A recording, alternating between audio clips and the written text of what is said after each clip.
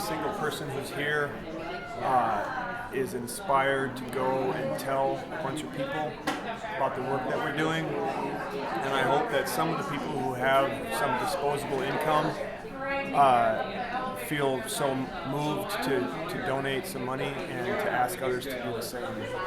Mostly we're just trying to get the word out. In my brain all the time. Do you have time to reflect? Well, I was a career teacher, and several years ago I got back and had to refocus. And Got backed. What is that? went through a legal problem. Yeah, and now I just started to get back into teaching or I wanted to get back into teaching because I enjoy it, and I like to write. So this was a really, I just literally found free writers. I saw it twice in one day. It just flashed up. Confirmation. And I just seen it. One of my buddies said he was telling me about it. I called him. I said, "What's this about?" And he told me, and I have a relationship with Square already. When they closed down, I was coming in, volunteering, helping out. Yeah. Thank you, Nadine.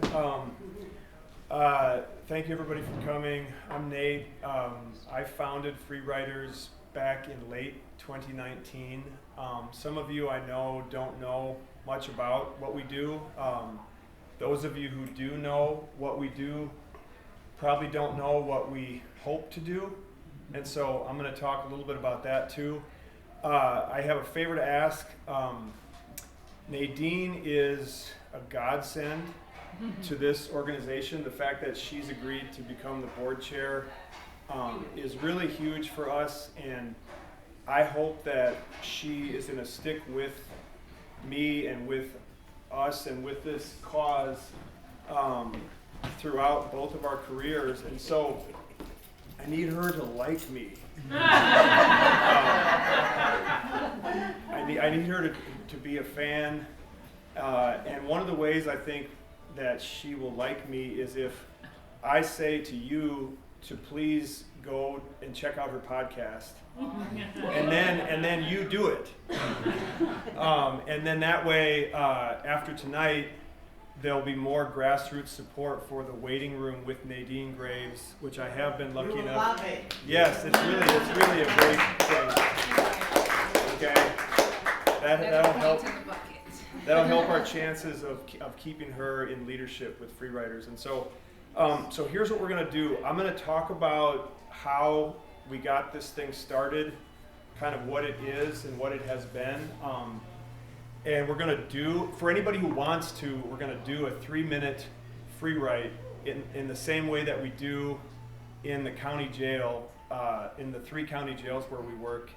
And I want to recognize Tina Appleby. Tina is one of our jail instructors. Melissa is one of our county jail instructors. Norma works for us with the women in Wright County. Dennis does Mondays in Hennepin County. Doran is here somewhere. Doran is he's retiring with the Minneapolis public school system, and so he's come and agreed to kind of fill in for us when we need him. And Brandon is a new teacher in training. Is there anybody I forgot? Okay, well anyway, it's a great community. It's just nothing but good people involved with this effort, and so I feel really grateful to be able to. I like my job, basically. So here, when we break tonight, when everybody goes home, what I'm hoping will happen is that some of you are inspired to get within your networks, because I'm going to talk about the need, the societal need that we're trying to meet with this program, and I hope that it's resonant enough that some of you want to go and talk about this with people in your neighborhoods and your networks. And so let me get into it. So the reason that Free Riders got started was because I met a young man named Joe who I worked with in the recovery program that we were both a part of. And I was working a prosecutor job and really hating it, and didn't really know what to do next. But through Joe, I learned about how some people have tough circumstances growing up, and then they want to get, they want to be happy and stable and support their families, but sometimes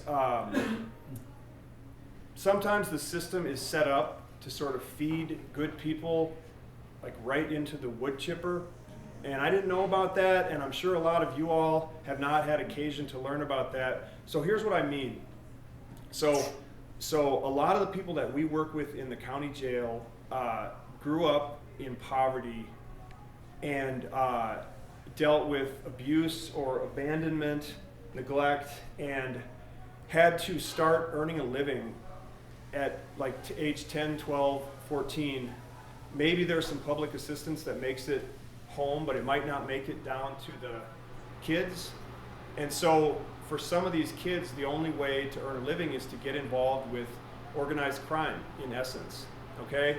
And so then if you're good at your work, and you're smart and you're industrious and you have good common sense and you understand risk, maybe you get more responsibility, at which point you're a teenager working. And then you might not bump into a mentor or a teacher or a coach like Mr. Goldstein who could tell you, you've got some other options in life. And so anyway, that sort of was my understanding of Joe's upbringing. And so when I met him, I realized that, I just realized that there were people sitting in county jails who had not yet been reached by somebody to say, I got something to say.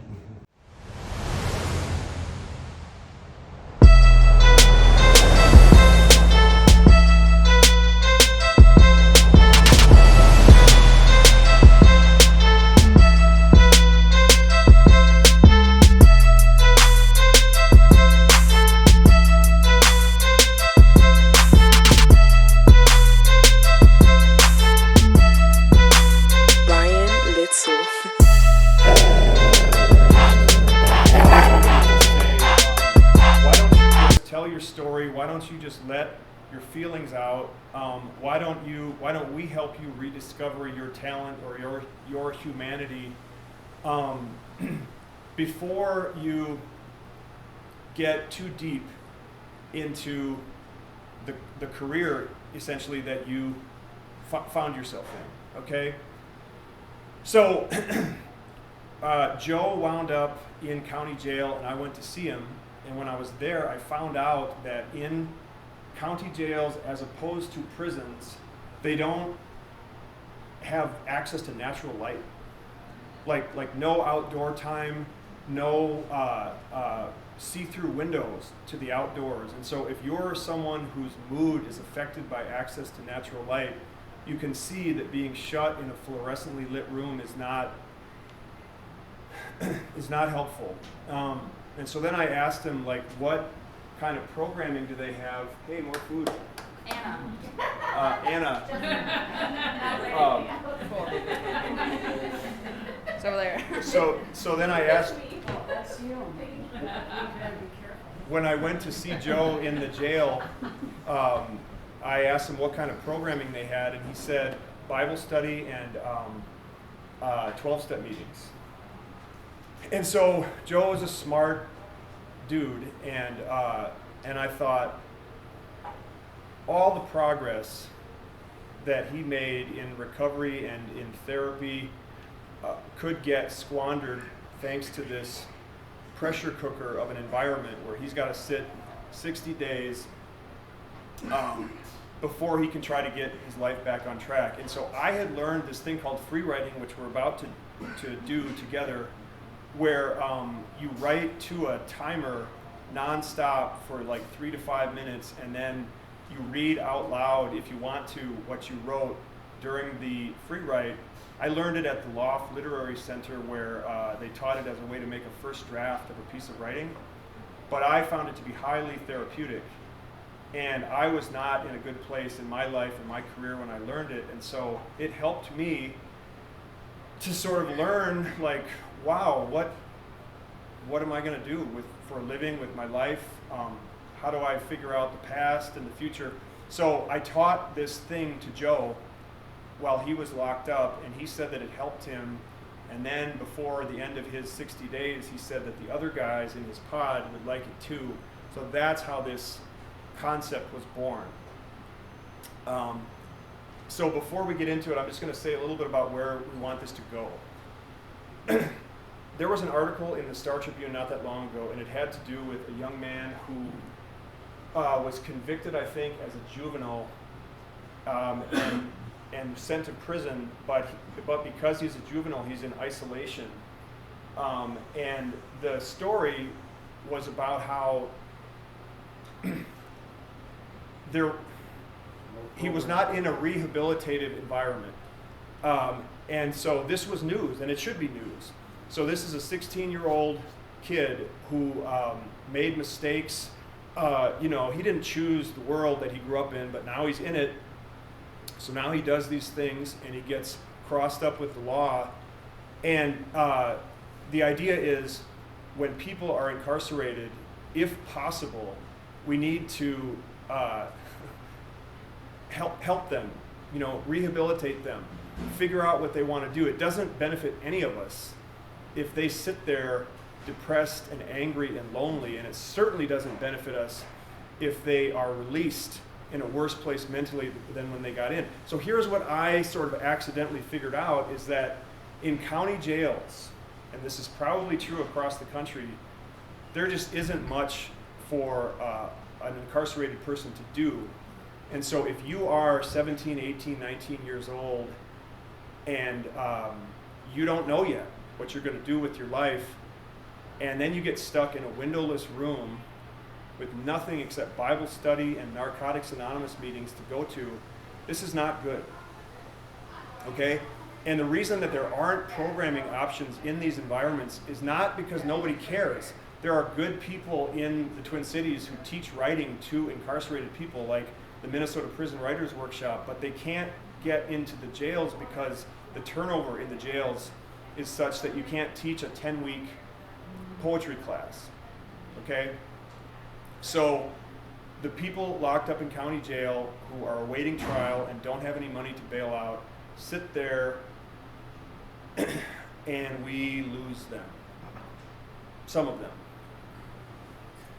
Okay, so what we would like to do with your help is to educate the public about this acute need in this particular type of facility in this country, so that we can get free writing, which you don't need to do more than once to get some benefit from it, so that we can get more free writers classes into this particular environment, so that we can catch some of these people. And I'm not saying it's only for young people who don't have a felony yet, but what if we could catch some of those young men and women and just say, listen, you're really smart, and maybe you should wake up to the fact that you have some other options than making a living doing whatever it was that got you in here.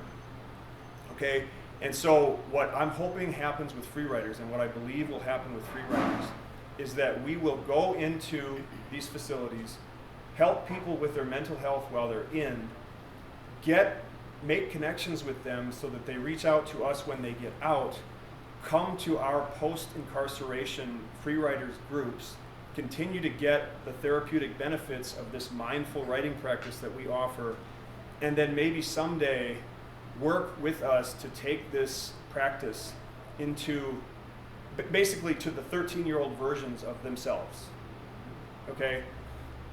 So this is going to become a movement. The world doesn't get it yet. So we need your help in spreading the word. But in order to do that, we need you to know what free writing is. And so let's do it. Who, you just need to have a piece of paper and something to write with and a hard surface. And so everybody who wants to participate in this, please just get to a spot where you can write. We've got tablets coming around if you want to stay seated. Awesome, so I don't need a mic. All right, welcome everyone tonight. My name is Nadine Graves. I'm a board member and newly elected board chair of Free Writers. Apologies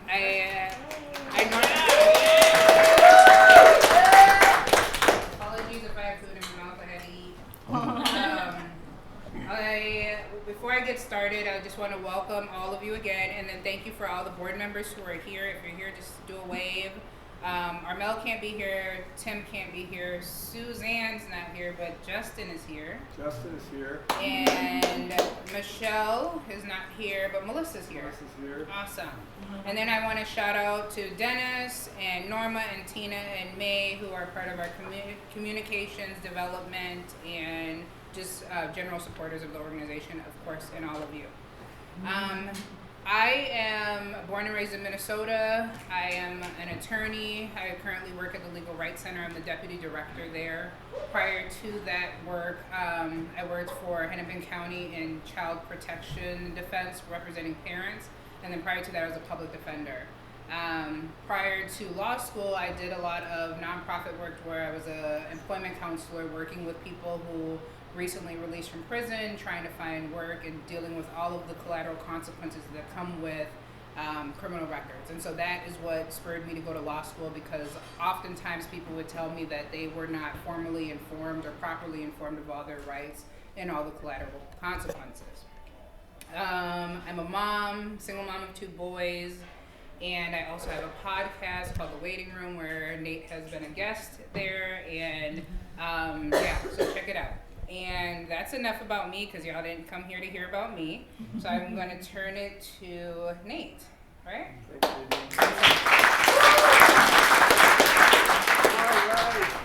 starving. Are they? I am. I need to order me some food.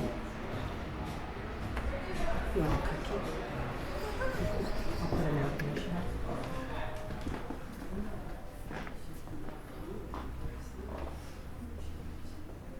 30 seconds.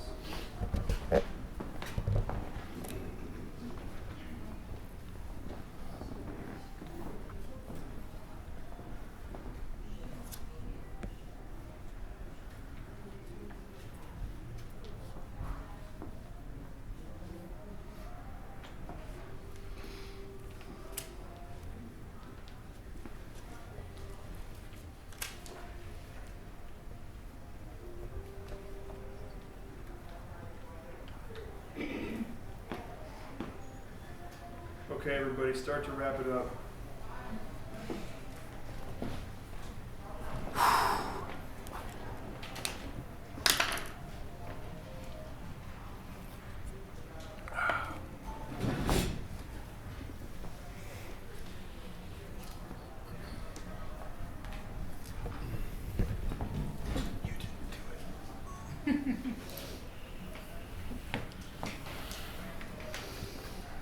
Wrote all that fast? I did, yeah. He's a fast writer. Yeah. He's a beast. Okay. All right, I'll read what I wrote, and then I'm going to open it up for Norma. Tina, how many people do we have time for? Three or four? Yeah. Okay. Okay. You don't have to get up here to read, but if you want to read, just read it loud enough that we can all hear it. Okay. Okay, 2023. It's 2023. I'm here. I'm so nervous. My heart is beating out of my chest. My heart is beating out of my chest. My heart is beating out of my chest. But I'm here. I hope to be here, not here at All Square, but here alive the whole year. I'm stuck.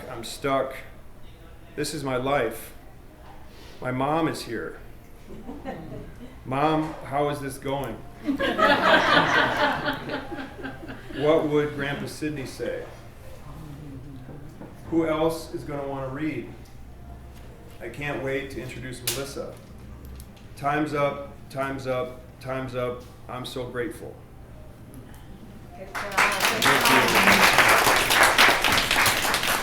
Okay. Okay, good. Who's any other brave souls? Yeah, come on. Here's one. Go ahead. Hi. 2023, a year for visions to become concrete realities. I'm not so tired these days, or at least I'm tired in the normal, manageable way where sleep will bring me back to life. I'm excited for this year because it feels different than recent memory. There's a lot more hope in the air, but more than that, there's action, movement forward. The satisfaction of placing one foot in front of the other, there's something visceral about that satisfaction. A somatic release and knowing I'm not stagnant anymore, and neither are we. All right. Yeah. Justin? What do you got, Justin? Okay. Board member Goldstein.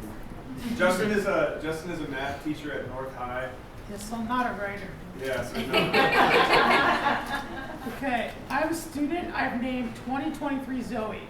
In 2022, she was often distracted and liked going to the bathroom for 25 minutes at a time, twice per class, and class was only 50 minutes long. She liked playing on her MacBook and FaceTiming with her friends when we were doing projects in the library. That was 2022 Zoe. Then Zoe joined the basketball team and had to keep up her grades, and has forever been transformed into 2023 Zoe. Zoe, 2023 Zoe, does all her work, does not FaceTime, and only goes to the bathroom for 5 minutes per class.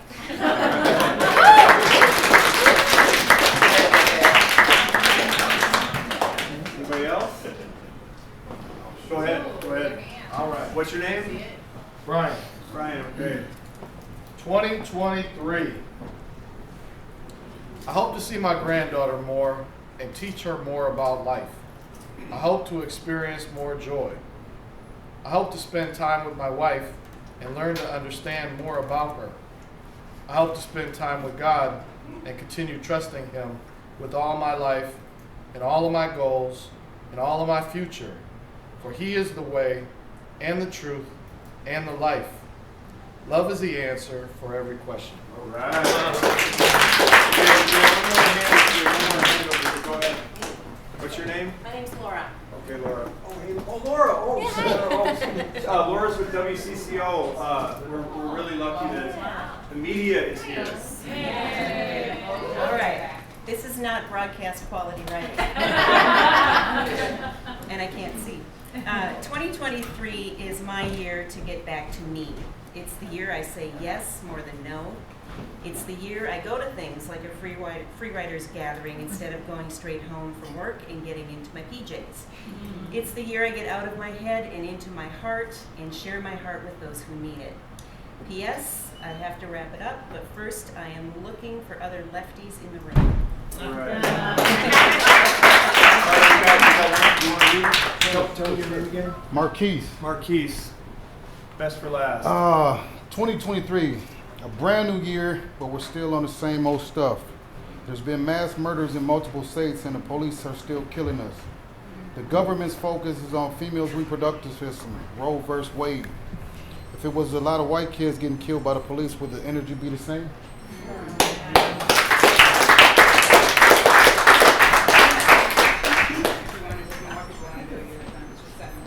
Okay. We've got a little bit more time if anybody else. So we'll go ahead. What's your name? Lisa. Lisa. All right, hold on, because I can't see. 2023. When I think about this year, I think of love. There is so much love in the air. I have 3 weddings. I'm so excited. I plan on this year being my best year yet. I have too much to look forward to. I am falling in more deeper love with my husband. My relationship with God is at a higher level of trust, trusting in the future, knowing it's all going to work out for the good.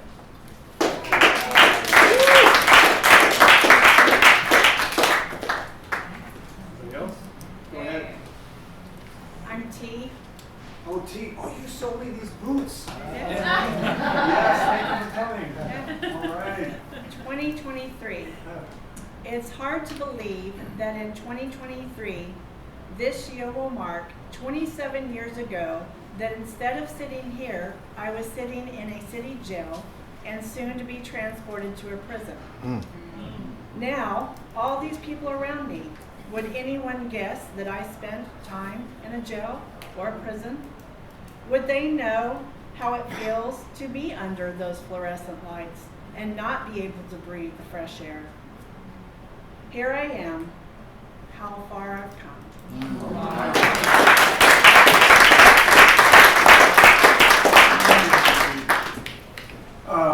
All right, so before I turn it over to Melissa, Melissa is going to read, so Melissa runs the classes that we do in Anoka County. So there was a gentleman named Stefan who came to, so I started doing the classes there, and then Melissa took over. There was a gentleman named Stefan who was a beautiful writer who we both got to know, and he has since gone to prison, but he wrote a letter to us about his experience with free riders that Melissa's going to read. But before she does that, I just have a little bit of news that I want to share with this group. So on Tuesday, two Tuesdays ago, the new sheriff, Dewana Witt, who is a fan of free riders and free riders is a fan of the new sheriff, she came and visited one of our classes, which no other sheriff would ever have done. And sat down and did this free writing with us. And the Today Show came with her. Yeah, so the story is about her. She's the first woman and the first black person, the first black woman in Hennepin County's 180-year history to be elected county sheriff.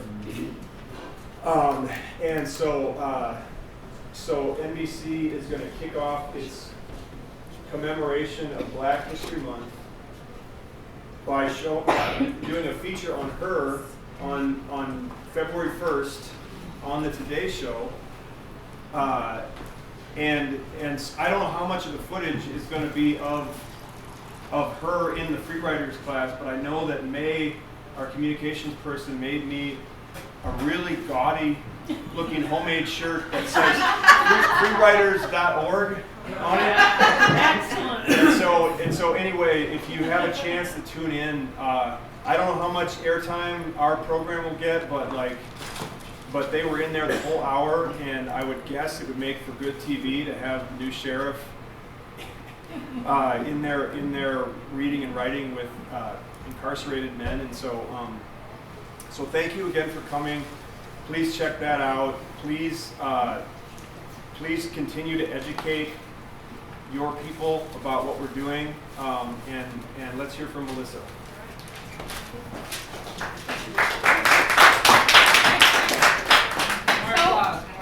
More food, all right. I'll give you guys a little background about Stephen.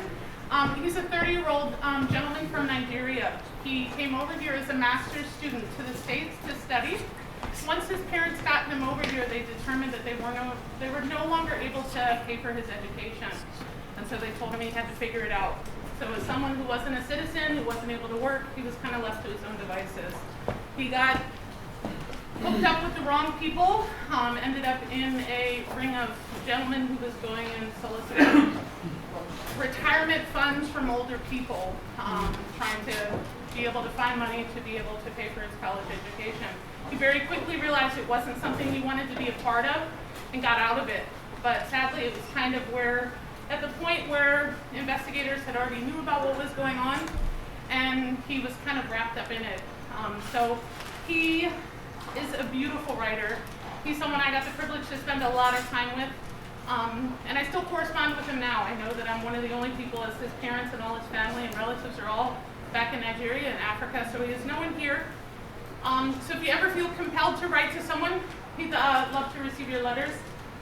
So this is what he wrote to me to be able to describe what free riders meant to him when he was incarcerated in the Anoka County Jail here in Minnesota. Swimming is fun. It relieves stress. and it's great exercise. You know what else is fun? Floating. When you float, you give all your burdens to the water. You surrender, you trust.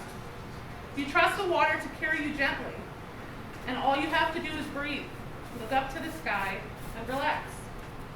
Floating is an amazing feeling. It takes all of your worries away and gives you a new sense of calmness. That amazing feeling can be compared to how I felt every Wednesday at the Free Riders class. It's not a therapy class, it's not an exclusive club with a fancy name. It was just a place I went to be myself, express myself. A safe place with no judgments.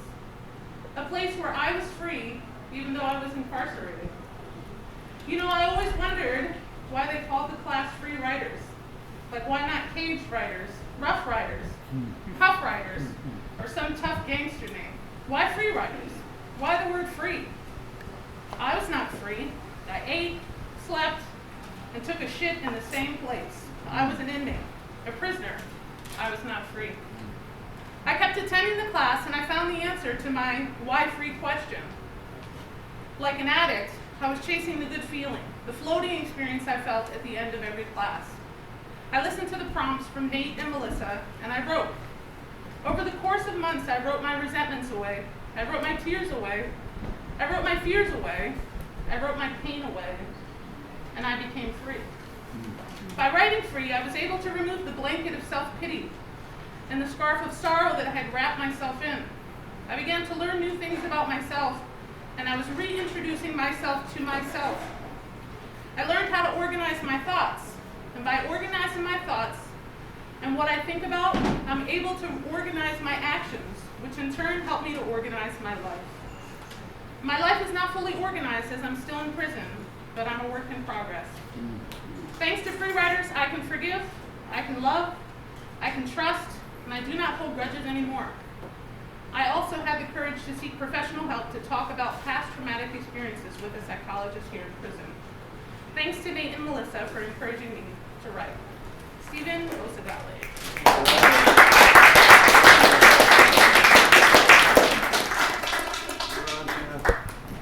Okay, excuse me, I'm just going to quickly, who wants a plate?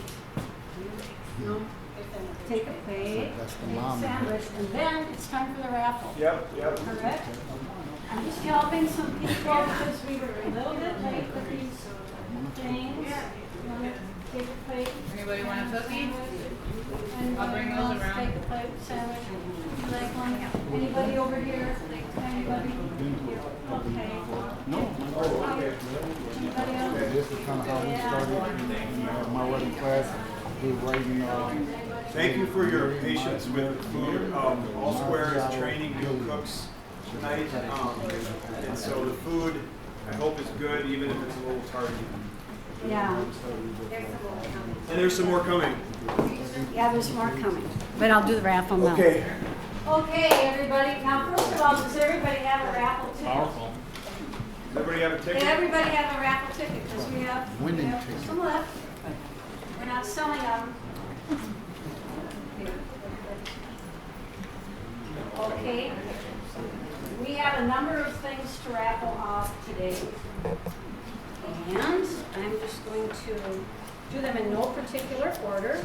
I need somebody to help me out to draw the numbers up in the No. Normal will help me. Okay.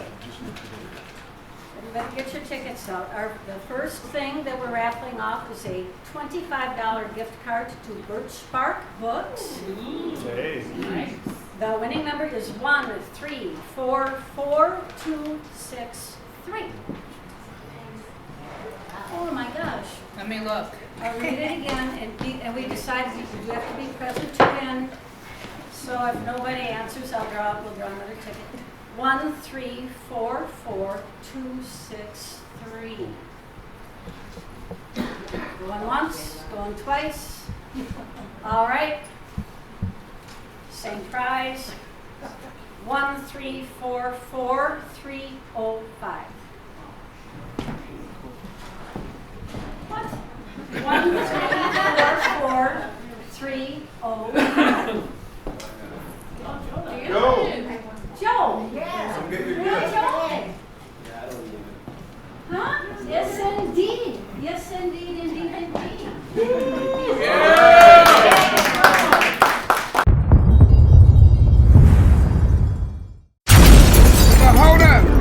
I got something to say.